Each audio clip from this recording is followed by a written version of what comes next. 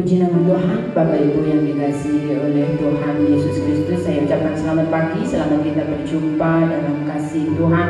Pagi hari ini kita patut untuk bersyukur kepada Tuhan karena hari ini kembali Tuhan memberi kepada kita satu kesempatan untuk kita bisa beribadah bersama-sama.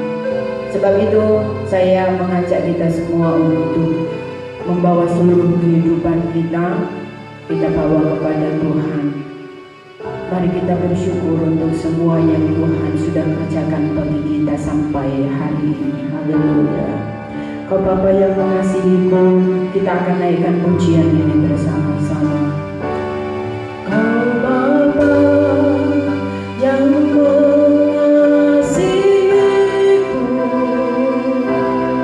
kuasa-Mu Bapa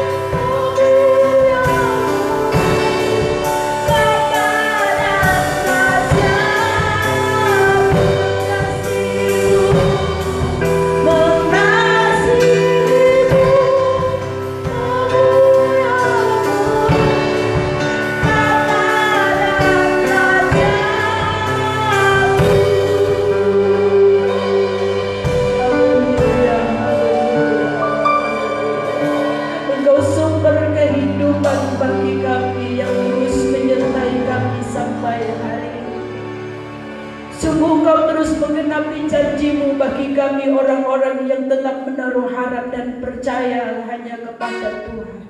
Pagi hari ini kami ada di hadapan Tuhan. Naikkan pujian syukur di hadapan Engkau sebab Engkau sungguh layak menerimanya. Terima kasih buat kesempatan dan kehidupan yang Tuhan berikan bagi kami. Kami akan terus memuji Engkau sampai akhir hidup kami. Berkati ibadah kami pagi hari ini dari awal sampai kepada akhirnya. Dan Engkau yang memimpin ibadah ini. Di dalam nama Tuhan Yesus Kristus kami bersyukur dan berdoa. Haleluya. Amin. Puji nama Tuhan. Puji nama Tuhan. Kita akan tetap bersyukur kepada Tuhan. Satu pujian kita naikkan bersama-sama. Segala puji syukur hanya bagi-Mu Tuhan.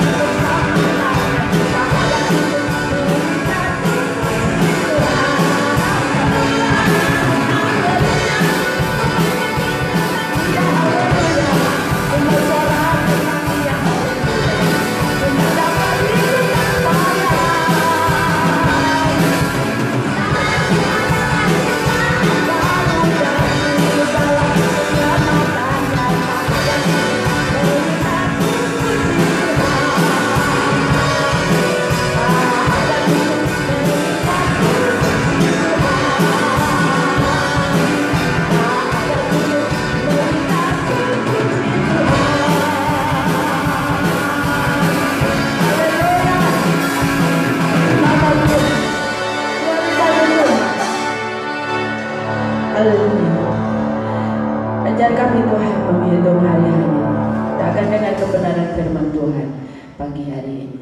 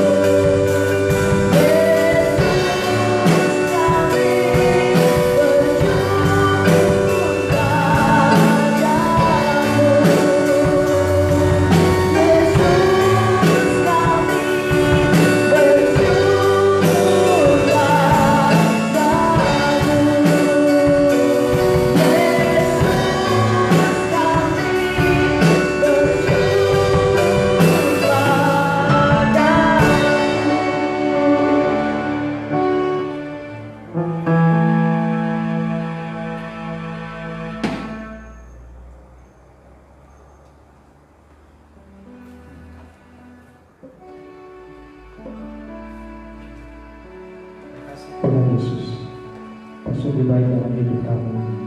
Kami percaya bahwa hari ini Engkau ada bersama-sama dengan kami.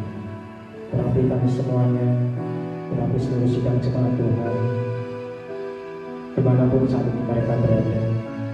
Biarlah kuasa Tuhan ada dalam hidup mereka. Diberkatilah kami Tuhan pada pagi hari ini. Biarlah Engkau hadir dalam setiap rumah-rumah jemaat-jemaat Tuhan, di pekerjaan-pekerjaan di mana mereka sedang berkumpul untuk bersekutu kepada keluarga bersama dengan keluarga-keluarga mereka. Kau berkati, biarlah dengan situasi kondisi apapun tidak akan pernah mengurangi sukacita kami untuk memuji dan memuliakan nama Tuhan. Kami bersyukur Tuhan dan kami siap untuk mendengarkan kebenaran firman Tuhan. Yang sudah siap mendengarkan firman Tuhan, mari kita katakan bersama-sama. Amin. Selamat pagi Bapak Ibu Saudara, ya, sidang jemaat Tuhan dimanapun engkau berada. Tetap bersetia di saat kondisi tidak baik, engkau tetap setia. 2 bulan ini, hampir 2 bulan atau 3 bulan ini saya berpikir keras. Sehingga yang paling saya khawatirkan hari-hari ini yaitu saudara jangan sampai punya titik jenuh di mana saudara tidak mau lagi bersekutu dengan Tuhan.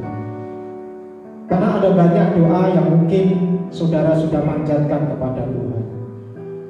Ada banyak doa yang mungkin saudara rasakan belum dijawab, sehingga membuat saudara jenuh. Dan sampai kapan situasi ini akan berhenti dan akan normal kembali? Satu hal yang mau saya kasih tahu, tidak boleh ada yang merasa putus asa. Dan jangan merasa bahwa Tuhan tidak jawab doa kita. Bapak Ibu Saudara, topik kali ini yang mau saya sampaikan adalah tatanan baru dalam new normal. Ya, seperti yang sudah saya sampaikan sepanjang 1 minggu ini, bahkan tema sudah saya sampaikan kepada Bapak Ibu Saudara di media sosial yang Bapak Ibu Saudara miliki. Topik kali ini yang mau saya sampaikan adalah tatanan baru dalam new normal. Apa pengertian tentang the new normal ini Bapak Ibu Saudara? Karena berbicara tentang new normal, ini berbicara sesuatu yang sedang digaungkan. Ini berbicara sesuatu yang sedang dibicarakan, yang menjadi happening, yang menjadi topik pembicaraan di negara kita. Sehingga orang bilang seperti apa keadaan ketika terjadi new normal nanti. Maka aspeknya banyak sekali. Aspek sosial akan terjadi perubahan, aspek ekonomi akan terjadi perubahan, aspek kehidupan rohani juga akan mengalami perubahan, dan tata ibadah ataupun kebudayaan akan terjadi juga perubahan yang sangat signifikan, saudara, untuk melihat ke depannya nanti. Saudara, kalau kita lihat begini, ini ada satu bagian penting karena ini sepertinya dunia atau bumi lagi direstart oleh Tuhan untuk dikembalikan ke titik nol. Karena mohon maaf Bapak Ibu Saudara, CPU-nya mungkin udah terlalu padat, sehingga Tuhan perlu file-file yang menumpuk di CPU itu dibuang untuk dikembalikan ke posisi nol. Kemudian bisa melangkah lagi supaya posisi prosesornya yang ada di dalam komputer itu tidak terlalu berat untuk bekerja kembali. Berbicara tentang new normal, tatanan kehidupan dalam new normal, harus lihat konteks. Kita harus lihat konteks sekuler dulu Bapak Ibu Saudara. Sebelum kita berbicara tentang konteks kerohanian kita berbicara tentang konteks apa dampaknya dalam sekuler. Ya. Kita lihat hari-hari ini, sebelum peristiwa coronavirus ini terjadi, semua orang memiliki aktivitas yang luar biasa. Tempat hiburan ramai, gereja ramai, dan semua berjalan oke, semua berjalan dengan baik, dengan lancar, orang berdekatan, dan tidak ada pembatasan-pembatasan, semua berjalan dengan baik, tidak perlu pakai pelindung, masker, dan lain sebagainya. Nah, ini memang terjadi perubahan perubahan, saudara. Dengan dikatakan tatanan kehidupan dalam new normal. Jadi kalau Pak Jokowi sebagai presiden bilang, kita mulailah bersahabat dengan coronavirus. Dan WHO menyampaikan bahwa ini bisa ditanggulangi 4 atau 5 tahun yang akan datang. Itu WHO, Badan Kesehatan Dunia, yang memprediksi akan terjadi seperti itu. Saya mau sampaikan kepada Bapak Ibu Saudara dimanapun engkau berada, baik yang ada di Kalimantan Tengah, di Jawa dan sekitarnya, di Jakarta, di Sumatera, dimanapun engkau berada, bahkan yang ada di luar negeri pun, saya mau sampaikan kepada saudara bahwa new normal yang akan terjadi adalah begini. Kita akan bertemu dengan orang. Kita akan bertemu dengan orang. Orang membatasi diri sekarang. Saudara harus pakai masker. Dan saya juga harus pakai masker. Dan segala macam. Bahkan kita ada budaya yang berbeda yang sangat janggal sekali. Komunikasi kita dengan orang harus jaga jarak. Dan lebih banyak berdiam dalam satu keadaan yang terisolasi, saudara. Keluar, kita bisa keluar, tapi terisolasi. Kita bisa bebas, karena kita harus menutup diri kita juga, membatasi. Kita bebas, kita bisa keluar ketika nanti diterapkan new normal oleh pemerintah. Ini adalah masalah perubahan dalam sosial. Dalam segi ekonomi, saudara, ini akan terjadi gejolak juga di berbagai sektor. Nah, bagaimana dengan rohani? Bagaimana dengan rohani? Kehidupan rohani ataupun gereja, mau tidak mau, harus kembali ke digital. Jadi ini akan terjadi perubahan yang sangat dramatis. Dan mau tidak mau kita harus ikut menyesuaikan dengan keadaan yang nanti akan terjadi, saudara. Mau tidak mau. Bahkan sebagai pelaku bisnis, baik sebagai hamba Tuhan, sebagai karyawan, sebagai honorer, sebagai petani, sebagai wirausaha, mau tidak mau kita harus menyesuaikan ini. Siapa yang tidak bisa beradaptasi, maka dia akan terjungkal dengan situasi kondisi yang seperti ini. Ada satu cerita di dalam Alkitab yang akan menjadi referensi kita semuanya. Kalau kita perhatikan bangsa Israel ini, mereka pernah ada di Mesir selama 430 tahun. Ya, bangsa Israel pernah ada di Mesir selama 430 tahun. Ini lihat baik-baik Bapak Ibu Saudara, kenapa saya hari ini ambil contoh di dalam Perjanjian Lama. Di dalam Bilangan pasal yang ke-11, di dalam Bilangan pasal yang ke-11, dan nanti kita akan lari ke Bilangan pasal 20. Itu ada cerita yang menarik yang mau saya sampaikan buat Bapak Ibu Saudara. Karena kenapa? Karena tema kita berbicara tentang new normal, tentang sebuah tatanan kehidupan yang baru tetapi kondisinya normal. Jadi hari ini saya mau bahas tentang konteks Perjanjian Lama terlebih dahulu. Ya, tentu firman Tuhan ini akan saya lanjutkan di minggu-minggu yang akan datang juga. Karena tidak mungkin akan selesai hari ini di dalam live streaming kita, ibadah secara live streaming ini. Dalam konteks di Mesir, bangsa Israel pernah 430 tahun berada di sana. Nah, ini zonanya mereka, Bapak Ibu Saudara. Zona yang sangat aman buat bangsa Israel. Kenapa demikian? Karena mereka apapun semua tercukupi di dalamnya.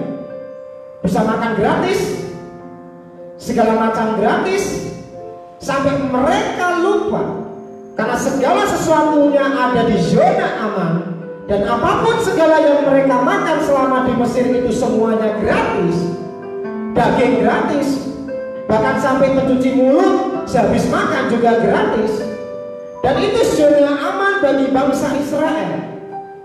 Akhirnya bangsa Israel yang ada di Mesir selama 430 tahun, mereka lupa waktu, sehingga mereka merasa ada di dalam satu zona yang aman dan membuat mereka lupa waktu. Mereka lupa bahwa posisi mereka sebagai budak, bukan sebagai tukang untuk membuat bangunan-bangunan yang ada di negara Mesir. Nah, ini yang mau saya sampaikan bagi Bapak Ibu Saudara sidang jemaat Tuhan dimanapun engkau berada. Jadi waktu ini cerita tentang kondisi ini saudara, jadi bangsa Israel itu sudah terbiasa dengan fasilitas-fasilitas yang luar biasa. Kita juga demikian sebagai orang-orang percaya. Sebelum ada coronavirus, kita makan di mana saja gampang, nongkrong di mana saja oke. Minum kopi di mana saja tidak perlu ada pembatasan. Saudara mau pergi kemana saja tidak ada yang merasa dikhawatirkan. Nah sekarang saudara, situasi semuanya berbanding terbalik. Semua langsung di-freeze dan tidak bisa saudara lakukan seperti sebelum adanya virus corona. Jadi bangsa Israel ini pernah mengalami hal-hal demikian. Tiba-tiba Tuhan itu tidak mau saudara kita terlalu lama di zona yang sangat aman sekali. Nah perlu juga untuk melihat seseorang itu harus ada di zona yang tidak aman. Menurut dia tidak aman, menurut mereka tidak aman, tapi Tuhan lagi mengajarkan kita untuk nilai yang aman. Jadi ini semua saudara, segala sesuatu yang berhubungan dengan masalah yang ilegal maupun yang legal pun hari-hari ini semuanya tertutup. Berarti ini ada satu perubahan yang ini lagi dikerjakan oleh Tuhan. Mau tidak mau kita ada di dalam satu fase yang selama ini kita nikmati dengan penuh kebebasan. Manusia sudah seperti mesin, kerja pagi pulang pagi dan tidak ada lelahnya. Manusia tidak pernah berkumpul setiap hari, setiap waktu bersama dengan keluarganya. Sekarang Tuhan benar-benar mengembalikan ke posisi nol, ke posisi zero. Direstart semua, diam semua. Kemudian saudara masuk dalam satu fase. Nah, fase yang sekarang adalah justru kebebasan yang pernah kita miliki. Kebebasan yang pernah kita miliki di masa sebelum coronavirus, hari ini kebebasan itu tidak bisa kita dapat. Pasca corona ini saudara lihat baik-baik, tatanan kehidupan dalam new normal yang akan kita hadapi adalah sesuatu yang bagi kita abnormal tapi menjadi normal. Itu berarti bangsa Israel dipaksa Tuhan, ya dalam tanda kutip dipaksa Tuhan. Dari Mesir 430 tahun dibuang masuk kepada gurun. Saudara tahu keluhannya apa? Selama bangsa Israel ada di padang gurun, keluhannya apa? Bangsa Israel bilang begini, ya di dalam Bilangan 11 ayat 14, ya, Musa berkata seperti ini. Orang-orang bajingan itu, kata Musa yang tulis, yang ada di antara mereka, ya di dalam Bilangan 11 ayat 4 tulisannya seperti itu Bapak Ibu Saudara. Di antara mereka kemasukan nafsu rakus, kalimatnya seperti itu.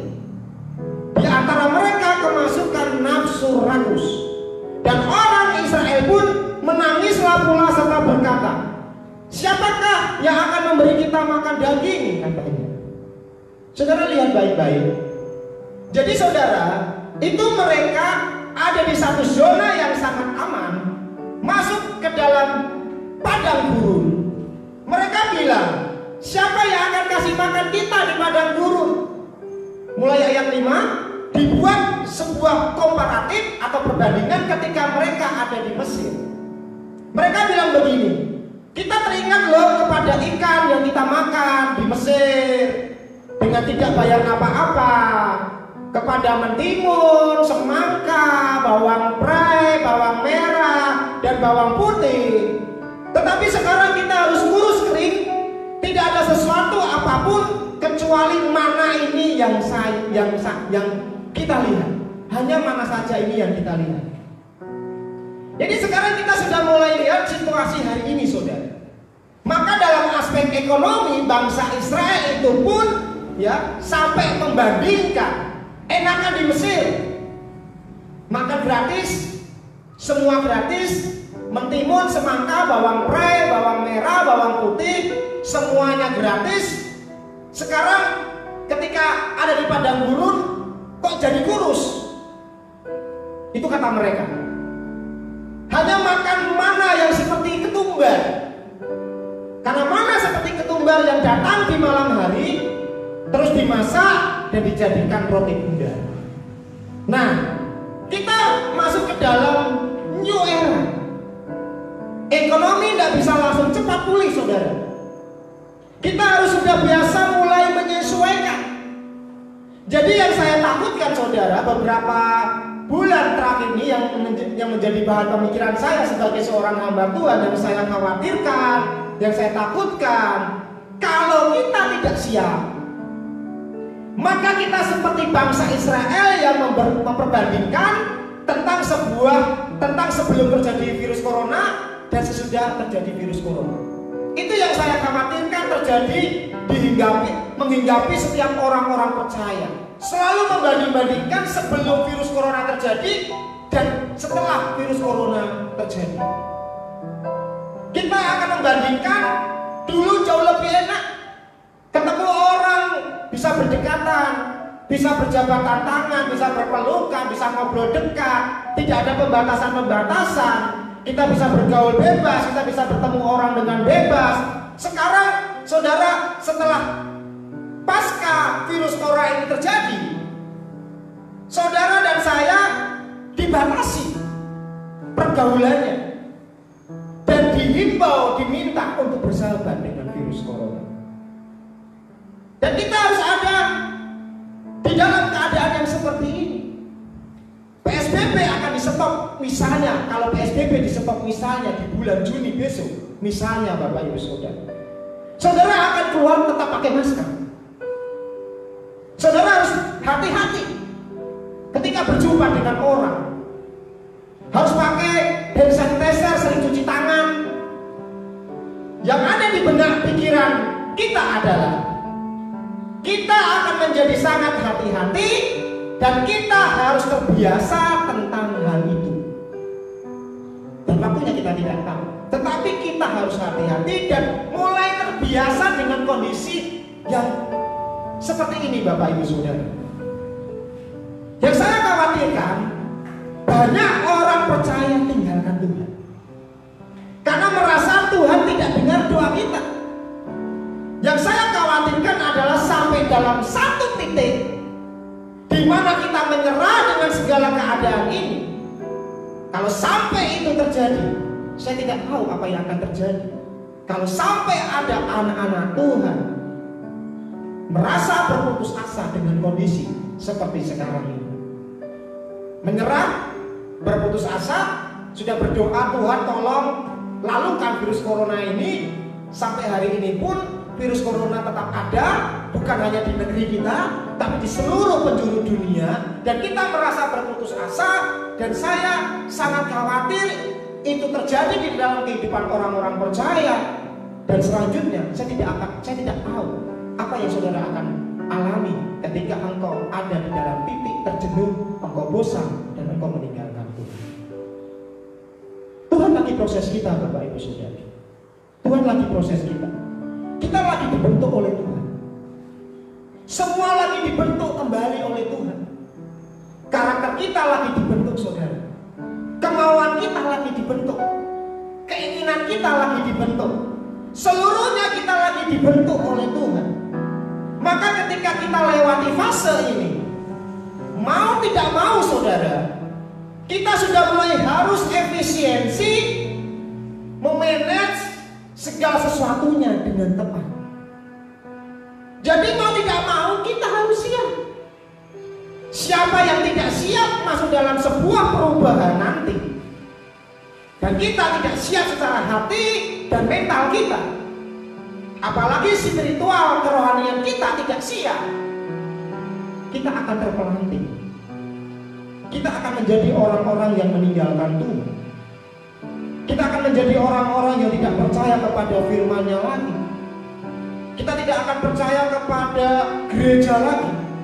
Kita tidak akan percaya kepada janji-janji Tuhan lagi. Ini yang beberapa bulan ini, bahkan minggu-minggu terakhir ini, menjadi bahan pemikiran saya sebagai seorang hamba Tuhan, berpikir keras.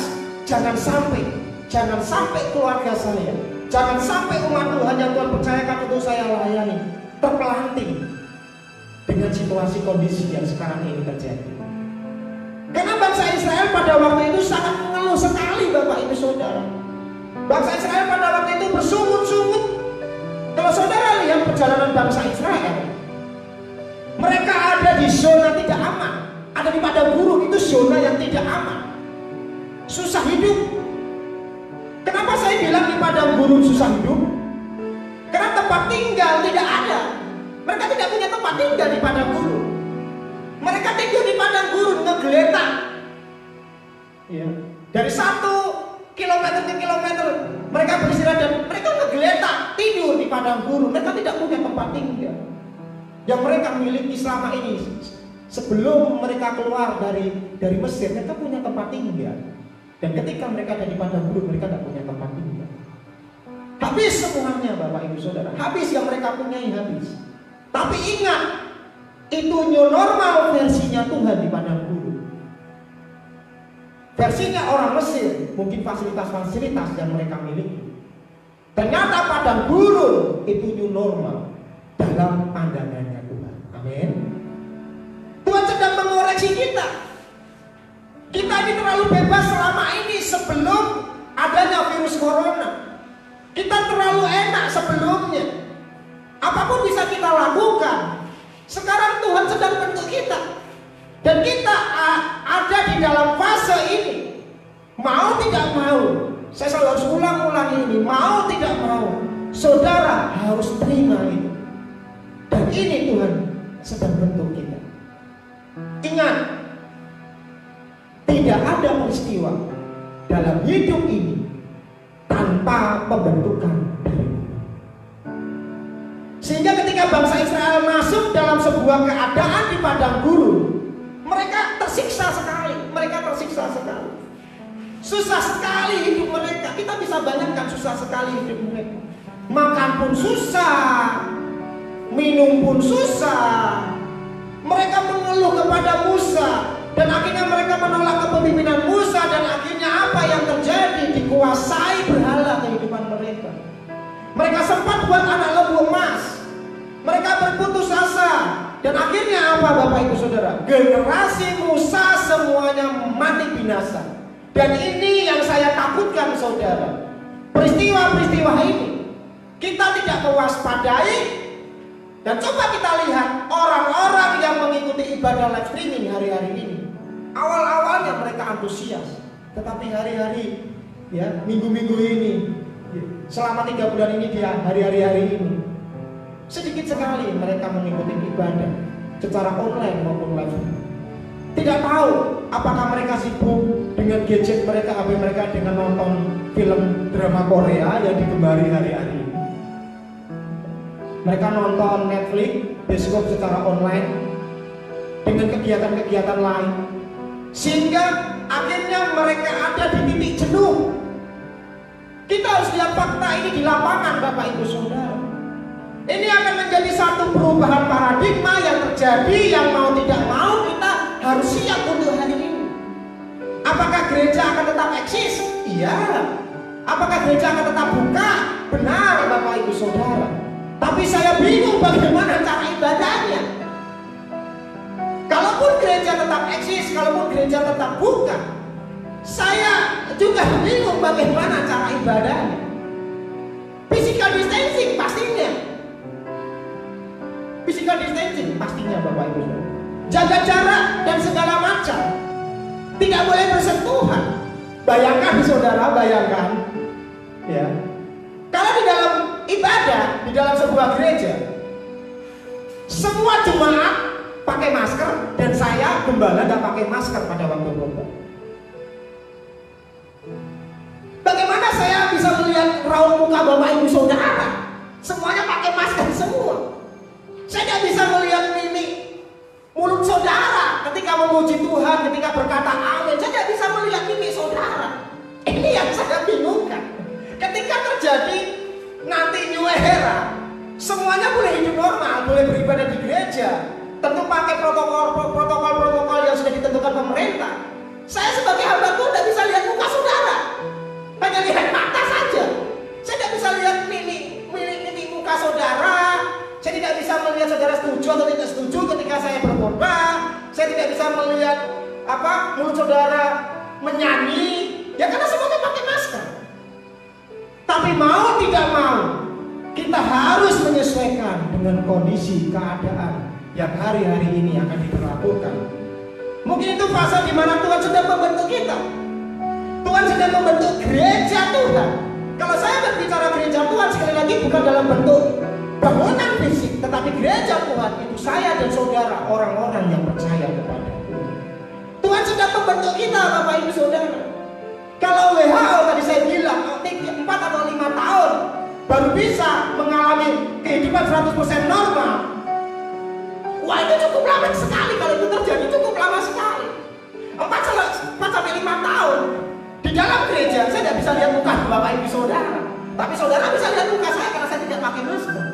Kita tidak bisa berjabatan tangan, kita tidak bisa berpelukan, kita tidak bisa ngomong secara dekat. Itu sangat bertentangan dengan hati nurani saya sebagai seorang hamba Tuhan. Tidak bisa ngobrol secara intens, berdekatan dengan anak-anak rohani saya, ngobrol secara dekat, harus jaga jarak. Ini sangat menyiksa hati saya sebagai seorang hamba Tuhan. Tetapi kondisi seperti ini, mau tidak mau, saya dan saudara harus bisa menyesuaikannya. Saudara bisa bayangkan, kita tidak bisa berkomunikasi secara intens sekali.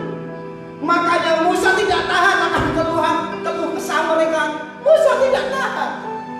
Di ayat 14 Musa ngomong seperti ini sama Tuhan. Ini bagaimana Tuhan? Aku ini seorang diri, harus memikul tanggung jawab besar, mengurusi satu bangsa yang besar. Tetapi mau saya katakan, Tuhan hebat loh Bapak Ibu Saudara. Tuhan hebat. Ada hal menarik dalam new normal yang dilakukan Allah bagi bangsa Israel. Walaupun itu ada di padang gurun, tapi Tuhan itu membuat peristiwanya jadi berbeda sekali. Yaitu apa? Saya melihatnya saudara, setidaknya ada 4 hal. Yaitu di dalam 4 hal itu saudara, yaitu Allah mempersiapkan segala sesuatunya ada 4. Yaitu apa? Ada tongkat, ada mana, ada tiang awan tiang api, dan ada Taurat, hukum 10 hukum perintah Allah. Kenapa saya tidak masukkan burung puyuh?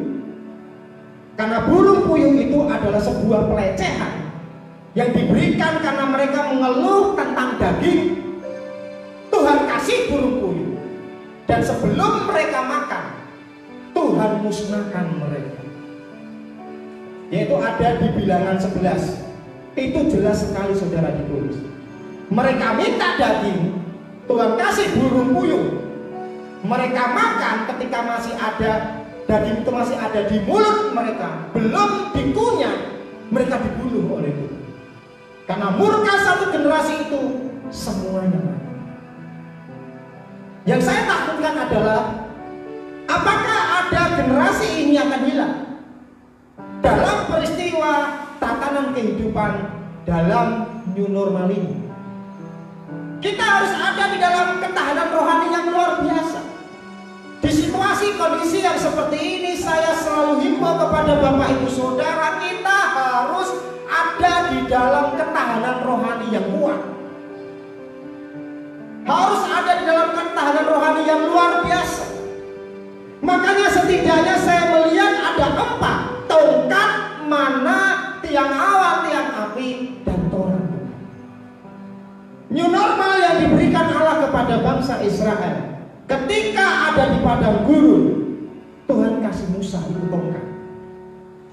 Jadi tongkat itu sebagai representatif kehadiran Allah bagi umat Tuhan, sehingga tongkat itu adalah sebagai bagian yang Allah kehendaki supaya dipakai untuk Musa untuk menolong umat pilihan Allah. Waktu mereka dikejar oleh tentara Mesir, laut terbelah menjadi 2 karena tongkat. Waktu mereka haus, pukul batu dengan tongkat itu keluar air, sehingga di padang gurun yang panas yang tidak ada sumber mata air, ketika batu dipukul oleh tongkat, air itu keluar, bangsa Israel bisa minum air dengan sepuas-puasnya. ini dipakai oleh Tuhan, Bapak Ibu Saudara. Sekarang yang lagi kita pikirkan, apa yang sedang dipakai oleh Tuhan untuk kita melihat masuk dalam new normal di saat-saat hari ini. Apa yang Tuhan pakai? Kalau zaman Israel Tuhan pakai tongkat. Kalau hari ini Tuhan pakai apa? Untuk menolong kita. Yang sedang dipakai oleh Tuhan untuk kita melihat masuk dalam new normal yang sekarang adalah teknologi. Justru dengan teknologi hari-hari ini semua aktif. Orang-orang semua aktif, media sosial semuanya aktif. Baik di YouTube, di Instagram, di Facebook, aktif setiap media-media sosial, bahkan di Twitter. Semua orang beramai-ramai untuk menciptakan segala sesuatu untuk jadi berkat bagi banyak orang melalui media sosial. Jadi sekarang orang pola pikirnya udah berubah. Cari area-area media yang benar, media yang bisa menolong mereka, media rohani-rohani yang bisa menolong mereka, bahkan informasi-informasi yang benar, yang up to date, yang mereka cari, mereka bisa dapatkan. Dan di era modern hari ini, tatanan kehidupan dalam new era, semuanya akan fokus kepada yang namanya digital. Dan ingat, Tuhan pakai media ini, teknologi ini, sehingga Injil disebarkan di seluruh penjuru dunia. Artinya apa, Bapak Ibu Saudara? Jesus is coming. Yesus mau datang. Kau masih ingat di dalam firman Tuhan? Yesus akan datang kalau Injil didengar oleh seluruh makhluk hidup di seluruh penjuru dunia. Dan melalui media sosial, melalui teknologi, melalui jaringan digital, Injil diberitakan hari-hari ini oleh berbagai banyak gereja, disebarluaskan dan bisa ditonton tiap-tiap hari oleh orang-orang baik yang percaya maupun tidak percaya, sehingga Injil didengar oleh semua suku bangsa yang ada di dunia. Yesus mau datang, Bapak Ibu Saudara. Dia akan datang untuk kedua kalinya. Kenapa dia mau datang yang kedua kali? Karena lewat media sosial ini semua orang akan mendengar Injil yang disampaikan oleh hamba-hamba Tuhan, oleh anak-anak Tuhan, oleh gereja-gereja Tuhan melalui media sosial. Ini tongkat yang akan Tuhan pakai untuk menolong kita. Jadi tatanan kehidupan new normal yang akan terjadi adalah Injil makin disebarluaskan. Jadi new normal adalah tongkat, itu adalah teknologi yang akan dipakai Tuhan hari-hari ini. Tapi hati-hati. Musa pernah buat salah, ya.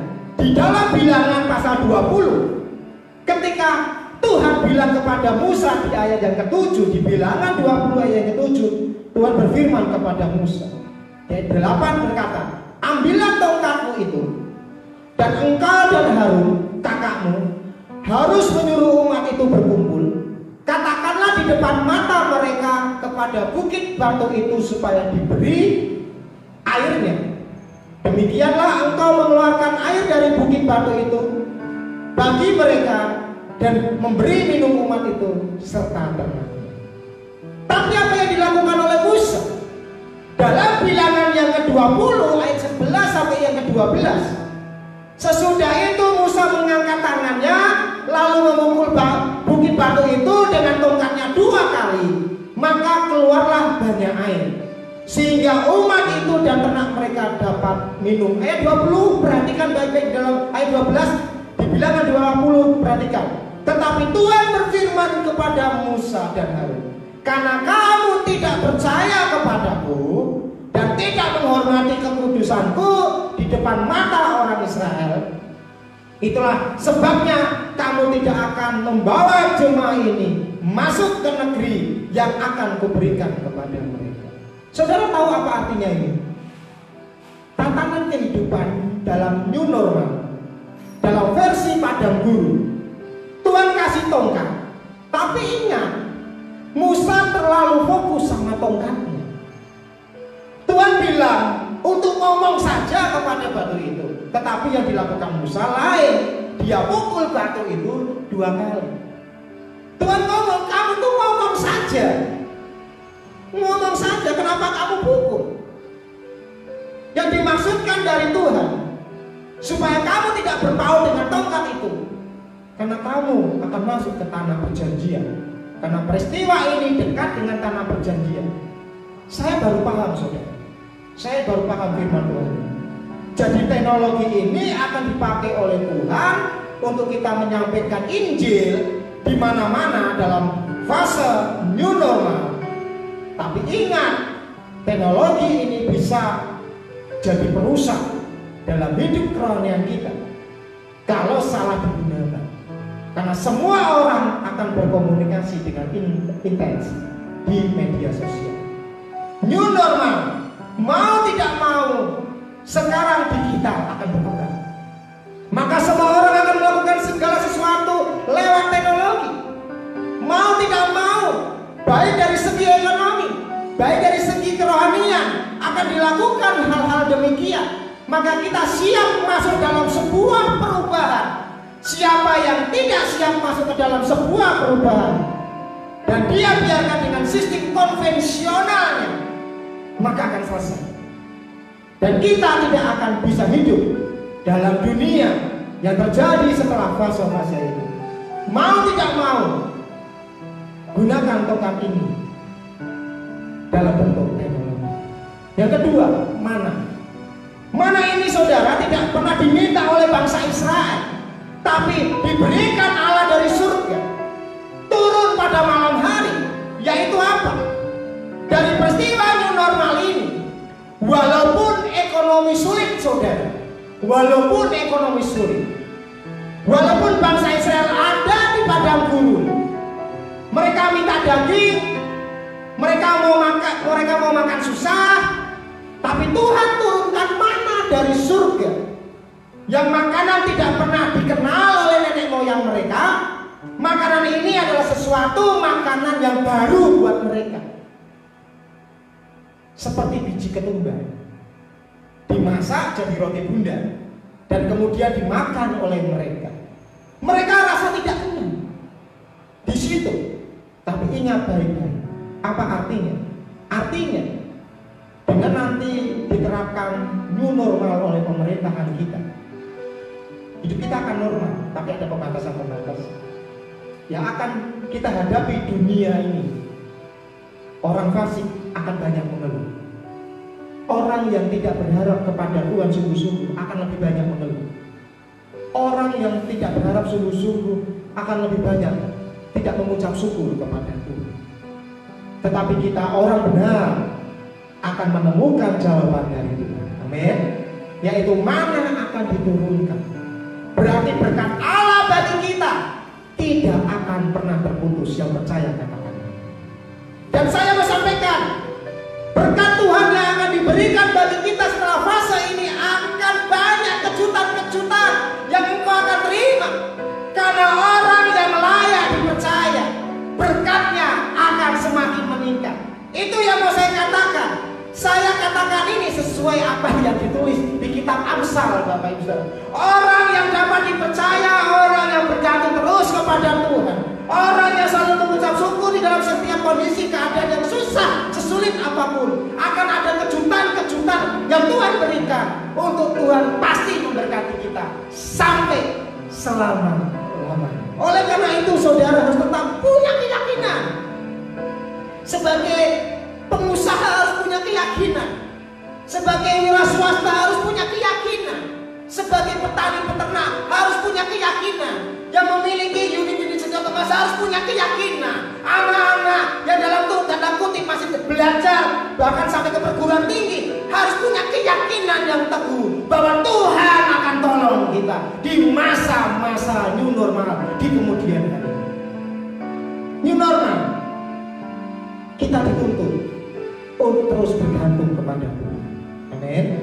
New normal akan lebih banyak menuntut kita untuk terus sungguh-sungguh di hadapan Tuhan.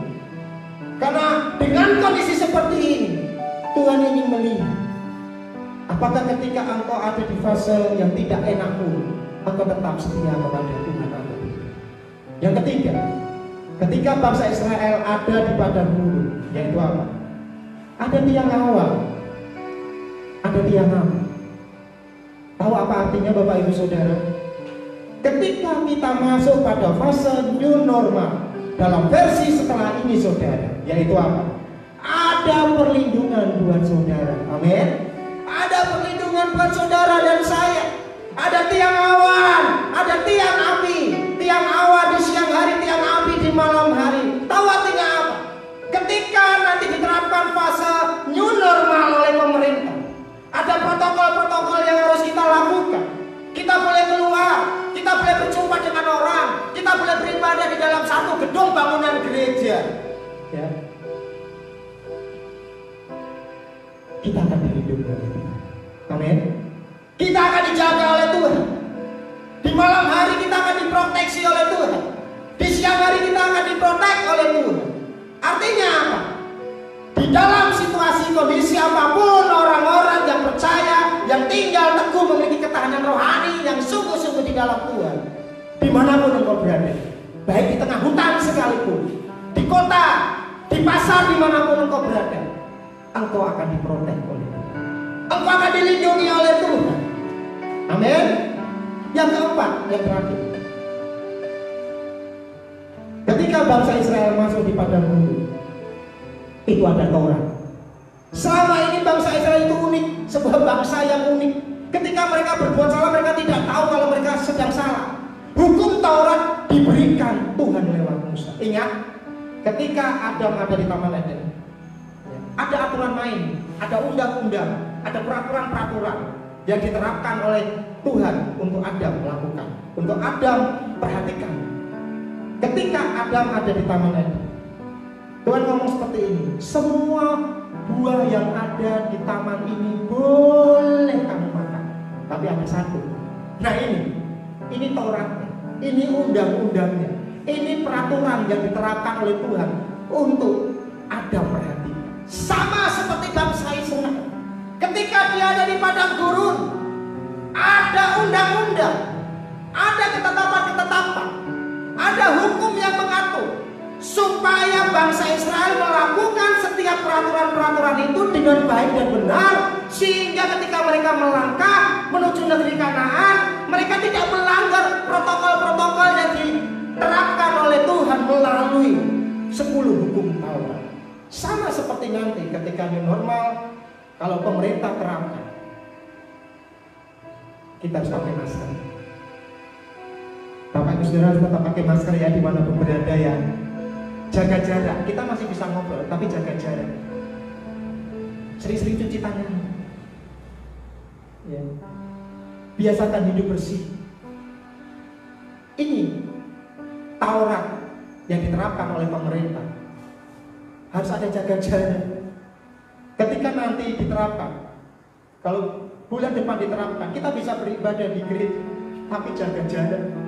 Porsinya juga harus jaga jarak. Tidak boleh jabatan tangan lagi. Tidak apa-apa ya Bapak Ibu Saudara ya. Walaupun itu bertentangan dengan hati nurani kita, tidak apa-apa. Tetapi itu hukum Taurat versi hari-hari ini yang harus kita lakukan. Sama seperti bangsa Israel. Justru disinilah akan terlihat orang-orang yang sungguh-sungguh di dalam Tuhan. Jadi hari ini Tuhan lagi saring kita. Tuhan lagi saring gereja Tuhan. Tuhan sedang tampi kita.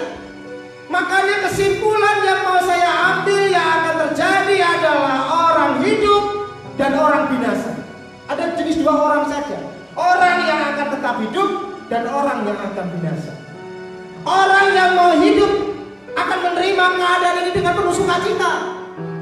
Orang yang mau tetap hidup menerima kondisi ini dengan lapang dada, dengan penuh ucapan syukur bahwa situasi kondisi ini Allah turut bekerja dalam segala perkara untuk mendatangkan kebaikan buat saya dan saudara sebagai orang-orang percaya.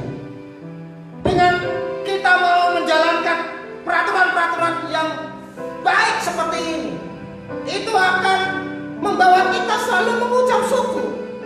Tetapi berbeda bagi orang yang ingin melanggar Taurat Tuhan, yang tidak mau mengikuti peraturan yang akan diterapkan nanti oleh pemerintahan kita. Orang itu akan binasa. Orang itu akan mudah sungguh-sungguh. Orang itu tidak akan pernah melihat kebaikan Tuhan, pertolongan Tuhan tiap-tiap hari. Dan orang itu tidak akan pernah melihat negeri Kanaan. Tetapi engkau dan saya, ketika Tuhan sudah berikan tongkat, Tuhan sudah berikan mana, Tuhan sudah berikan tiang awan dan tiang api, Tuhan sudah berikan Taurat, undang-undang, peraturan-peraturan, ketetapan untuk kita kerjakan dengan sungguh-sungguh, maka engkau akan menjadi orang yang diberkati oleh Tuhan di tengah-tengah kondisi virus corona ini. Untuk itu Bapak Ibu Saudara, saya menghimbau tetap setia kepada Tuhan, tetap berdoa dengan sungguh-sungguh, baca Alkitab dengan sungguh-sungguh.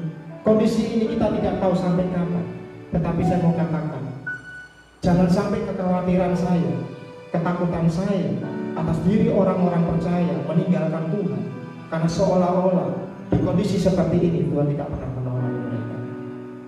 Hidup mereka semakin sulit, doa-doa mereka belum dijawab oleh Tuhan dan mereka merasa berputus asa. Tetapi saya mau ajak kepada Bapak Ibu Saudara, kita sebagai gereja Tuhan, kita akan sikapi dengan rasa penuh ucapan syukur. Amin. Tuhan pasti akan sediakan mana tiap-tiap hari seperti bangsa Israel. Tuhan akan berikan tongkatnya dimanapun engkau berada. Engkau bisa melihat khotbah-khotbah Bapak Gembalamu yang ada di YouTube. Bisa engkau lihat di hutan pun bisa engkau lihat. Dimanapun engkau bisa lihat, engkau bisa dengar. Bahkan orang-orang yang tidak percaya ada di sekelilingmu, ketika engkau hidupkan itu, orang lain di sekitar bisa mendengar khotbah yang Bapak Gembalamu sampaikan, yang gereja ini sampaikan. Ada tiang awan, tiang api, dimanapun engkau berada, engkau berjalan bersama dengan keluarga. Engkau sedang bekerja, engkau dimanapun engkau berada, engkau di pasar, engkau di tengah jalan, engkau bertemu dengan orang, engkau dijaga tiang awan dan tiang api. Amin. Dan satu, undang-undang peraturan itu harus engkau lakukan. Jaga jarak, ya, jangan salaman dengan saya. Dan saya juga tidak bisa salaman dengan Bapak Ibu Saudara. Cukup salam kasih dengan senyuman kita, dengan tidak dikurangi rasa sayang kita kepada satu dengan yang lain. Dengan salam kasih Tuhan memberkati kita semua. Itu ini yang bisa saya sampaikan. Minggu depan saya akan lanjutkan dengan konteks new normal di dalam perjanjian baru tentang Yesus Kristus, sampai nanti Yesus mati di atas kayu salib, bangkit dan mencurahkan Roh Kudusnya, sampai nanti akan ada pertemuan di udara, akan ada endingnya. Yesus akan datang pada kali yang kedua dengan kondisi new normal yang hari-hari ini akan kita jalani di masa-masa yang akan datang. Tuhan Yesus memberkati. Kita berdoa. Terima kasih Tuhan.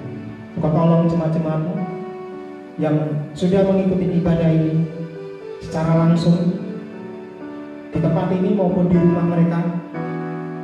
Berikan kepada mereka ketahanan rohani yang kuat. Mereka memiliki reaksi yang positif. Mereka mengucap syukur dengan kondisi ini. Mereka terus hidup takut akan Tuhan. Mereka mengikuti setiap protokol-protokol yang sudah diterapkan oleh pemerintah, yang dalam tanda kutip ini berbicara tentang hukum Taurat yang diberikan oleh Tuhan kepada bangsa Israel ketika ada di padang gurun. Walaupun di tengah-tengah kondisi padang gurun, Engkau ada bersama-sama dengan kami. Engkau tidak pernah meninggalkan kami, karena firman-Mu selalu kami pegang. Engkau akan menyertai kami sampai kesudahan akhir zaman. Diberkati jemaat-jemaat Tuhan dimanapun mereka nanti berada sepanjang 1 minggu ini.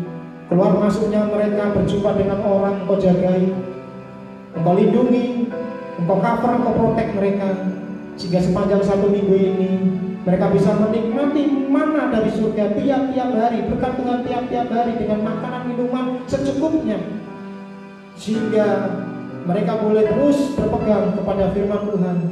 Dan mereka tidak pernah meninggalkan kekristenan mereka, meninggalkan iman mereka, dan meninggalkan pengharapan mereka di dalam Tuhan. Terima kasih Tuhan.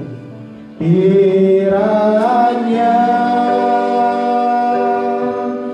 Engkau memberkati aku berlimpah-limpah dan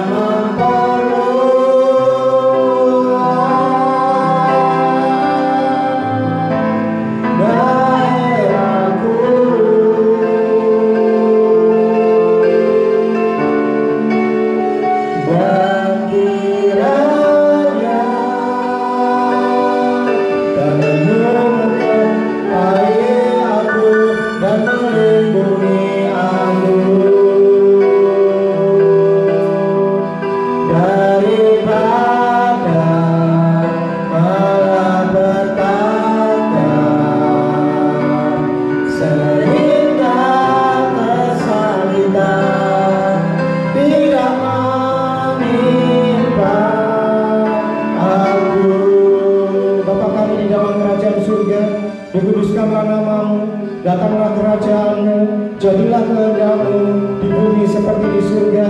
Berikanlah hari ini makanan kami yang secukupnya, dan ampunilah akan kesalahan kami, seperti kami juga mengampuni orang yang bersalah kepada kami. Dan janganlah membawa kami ke dalam pencobaan, tetapi lepaskanlah kami daripada yang jahat, karena Engkau-lah yang mempunyai kerajaan dan kuasa dan kemuliaan sampai selama-lamanya. Sekarang saudara-saudaraku, arahkan hatimu, angkatlah kedua belah tanganmu, terimalah berkat daripada Allah Bapa, kasih sayang daripada Yesus Kristus, penyertaan penghiburan daripada Roh Kudus, tinggal menyertai kita semuanya mulai hari ini sampai Maranatha. Tuhan Yesus Kristus datang pada kali yang kedua menjemput kita semuanya. Bapa, terima kasih. Bapa, terima kasih.